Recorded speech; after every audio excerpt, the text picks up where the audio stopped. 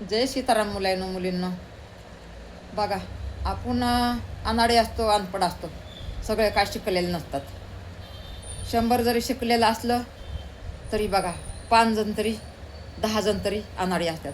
पण त्या 10 जणाला एवढी समज असते ना, कधी कधी शिकलेल्या माणसाला नसते.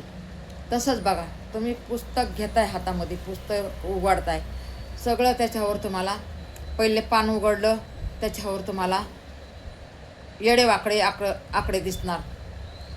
त्याच्यावर काहीतरी असं आपल्याला नाही समजणारं दिसणार आणि आपल्याला त्याच्यावर सगळं वाईटमध्ये पण दिसणार. दुसरं पान पण तसंच दिसणार, तिसरं पान पण तसंच दिसणार, चौथं 5वं पान असते ना, ते एवढे सुखाचे पानं असतात ना की जवळ तुम्ही वाचत चालताना आधी तुम्हाला चांगलं नाही वाटणार, पण नंतर तुम्हाला एवढं ते आवडून ना वाचायला का, तर सगळं चांगलं असते.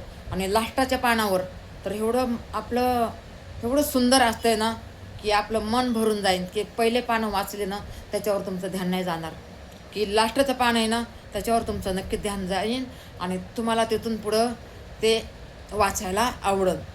तसंच आपल्या नशिबाचं बी असते बघा, की आपल्याला कधी सुख येतं आहे, सुखामध्ये आपण एवढं खुश असतो, आणि दुःख आलं तर देवाला म्हणतात की देवा काय माझ्या नशिबी दुःख आहे, काय माझ्या नशिबी दुःख आहे. त्या पुस्तकाच्या पानासारखं असतं आपलं. तर आपण काय समजून घेतच नाही, पण बऱ्याच माता बहिणी समजून घेतात की हा सुख आणि दुःख सारखं असते. देवाला नाही चुकलं तर आपण कोण, आपण तर माणूस आहेत. हे बघा, सुख आलं तरी हे बघा जेव्हा दुःख येतं तेव्हा आपण घाबरतो, आणि सुख आल्यावर किती ऐसारामाने राहतं. तुम्ही सांगा ना, मग सुख कोणी घ्यायचं आणि दुःख कोणी घ्यायचं. हे बघा, दुःख बी आपल्याच नशिबी आहे आणि सुख बी आपल्याच नशिबी आहे. हे बघा, सुख येतं आहे ना तिथं दुःख बी धावत येतं. या मुलांनो ध्यान देऊन ऐका, जिथं सुख येतं आहे ना तिथं दुःख पण येत राहते बरं का.